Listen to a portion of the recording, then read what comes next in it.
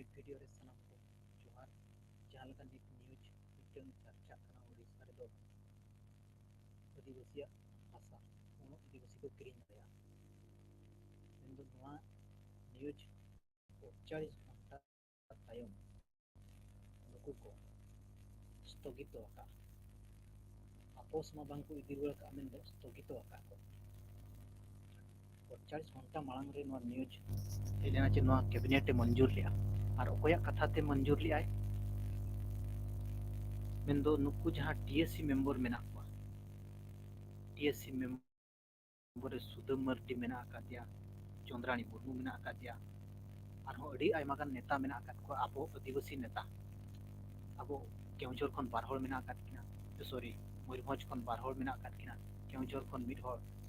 सुंदरगढ़ खन मिड लक्ष्मण मुंडा बणे एमएलए नुकु मेना आकाद को टीएससी रे और नुकुआ सुपारिश तेगे टीएससी रे नंग सुपारिश तेगे टीएससी रे ako रेजोल्यूशन रे को पास किया जहां तो अब व्हाट्सएप ग्रुप करे को पढ़ा किया एजेंडा 4 मेनते एजेंडा 4 नंबर एजेंडा ताको नोआ के को संशोधन लगा तो आदिवासी हासा उन आदिवासी को किरिंग दारिया मेनखान नितों हठात 48 घंटा तायम कैबिनेट मंजूरी एमागा दाय और 48 घंटा तायम सुदम मर्दी हेज काते जहां तो राजस्व मंत्री मेना कादिया उनी सुदम मर्दी हेज काते नोआ मेने दो नोआले स्थगित किया बांगमाले होल्ड किया मेंदो उनी सुदम मर्दी ओना टीएससी दुरुप जहां अगस्त रे हुई लेना ओना टीएससी दुरुप रे उनी के नोय पारित ले आजा एजेंडा 4 नंबर रे ओना नेलो कना मेनखान नितों उनी चेदा स्थगित होय आज राजस्व मंत्री स्थगित होय कैबिनेट पास किया आजा कथा ते आको दुरुप काते को स्थिर किया टीएससी रे नोआ नियम बो बनावा ओना आधार तेगे कैबिनेट मंजूरी एमा दाय और नितों 48 घंटा तायम सुदम मर्दी हेज काते होड़ बोकाय बेनाय बादो स्थगित किया मेंदो होल्ड किया मेनखान नुई सुदम मर्दी नुनंग होड़ बोकाय बेनाय पना नोडे खन बुझाव दरकार नोआ हो बाय लय ठेकोय आदो तीनंग दिन नोआ स्थगित ताहेना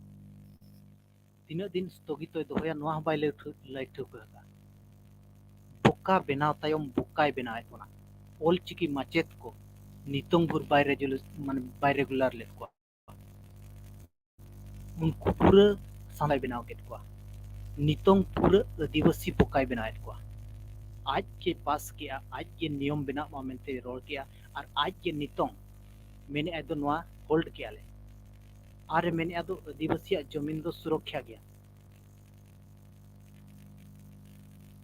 सुदम मर्दी होड़ बोका जहां भबियत को नुनंग बोका दो बनु अकात नो आम ठिका में आमते आमा बोका मिम सदोरिया ओकोया कथा ते आमेम एनेज कना और आदिवासी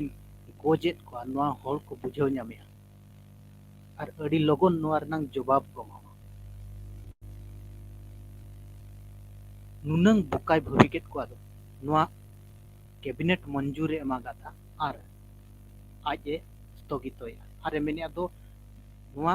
हासा अथासा आदिवासी रनांग अथासा नि सुप्रीम दो राष्ट्रपति कनाय राष्ट्रपति चेद चिकाय चेद बांगे इखान राष्ट्रपति चिट्ठी बाम ओला दिया सुदम मर्दी नंग चिट्ठी ओल दाड़िया दे गया इनखान आज टीएससी रे पारिते तहने चेदा टीएससी रे दुड़ुब कते नोआ को चर्चाय तहन चेदा नोआ मिद मारांग कुकली रदा मेनखान नुकु अबोरिन नेता मंत्री आबो बांग बड़ाय दाड़िया कना आबो चेलका बोका को बनाय बना नितों को नेलेया सामांग रे इलेक्शन और जहां लका विरोध रेनांग मिटंग महल बनावन गया ना बय बयते विरोध रेनांग मिटंग रेहेद एहोबेन गया मेनखान नितों नोआ स्थगित रुवाड़ का स्थगित माने खारज दो बांगे होयतो नोआ इलेक्शन तायम में लागू दाड़िया इलेक्शन तायम नोआ लागू अचोया मेनखान खारज दो बाय खारज का होड़ बाको बड़ाय दाड़िया मेनेआ दो नोआ इन बइन खारजा नितों को विरोधा इलेक्शन हो सामांग रे मेना नितों किछि दिन दाबावा और तापर इलेक्शन चाबाइन खान नोआ ओडोका नोआ रे एकमात्र आबोरिन दोषीदार राजस्व मंत्री मेना कातिया जहां सुदम मर्दी जहां तायम रे आबो गुयुर गुयुर गो अचुर बड़ा कना जहां स्वागत रे आबो ढलुई ढलुई बो एनेज कना उनी सुदाम मार्डी अब ओकालका खतम लगित आईने बनाव खतम लगित षड़यंत्र बांग बुझाव दाड़ा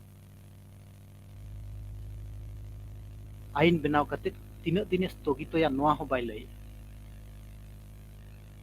मेनखान बड़ाय का पे ओकालका अबोय गोजेत बना और नोआ नोडे बड़ाय कना तो नोआ इलेक्शन तायम गे ना नोआ आरपरी को लागू आज स्थगित रेनांग ताहे कान खान टीएससी दुड़ुब रेगे चेदा बाय स्थगित ले चेदा नोआ कैबिनेट मंजूर किया तायम स्थगित किया नोआ होर को बुझाव नामे गया नेनेलिया को ठेनो नेहर ताहन कना वीडियो को शेयर मा और नुकुआ जहां चाल ताहन कना अब खत्म लगी जहां चाल ताहन कना नोआ होर को बड़ाय दाड़िया और हम मिटन नित्यानंद गौंड मेनते एमएल मेना काटिया उनी हो टीएससी रिन मेंबर कना बीजेपी एमएल मेन तो टीएससी रिन मेंबर कना उनी हो ना दुड़ुब रे ताहे कना और तेहेन मीडिया रे हेज कते ललई कना नोआ दो अडी बड़ी जिनिस कना नोंका दो आले बांग ले मेने इनखान टीएससी रे आज चेद चिकाय ताहे बीजेपी तेहेन लई बीजेपी रिन अडिगान एमएल मेना को नित्यानंद गौंड मेना का दे अब उदड़ा रिन एमएलए मेना का दे भास्कर नुकिन टीएससी रे बार होर मेना का किना मेनखान नुकिन ओंडे बांग विरोध कते नितों आखड़ा को चलुआ का होर बोका बनाव लगे नोआ को जेते अब बुझाव ते हुया जुदी नोआ आईन हेजना मेनखान नोआ दो ठौका गया मने सेरमा भितर रे आदिवासी को रेंगेज अवस्था जहां मेना नोआ रेंगेज अवस्था खन कोकोय जुगी चे भिकारी अवस्था रे परिणत को भिकारी अवस्था ते को हेज तो ओनाते नेहर ताहन कना वीडियो को शेयर मा और होर को बड़ा दाड़िया तेहना वीडियो रे आर बांगमा नोआ लाइव रे निका गे और आपिया राय ओका लका ताहन कना नोआ कमेंट करते जरूर एमो पे मा तबे मुचाद रे सानाम को जोहार।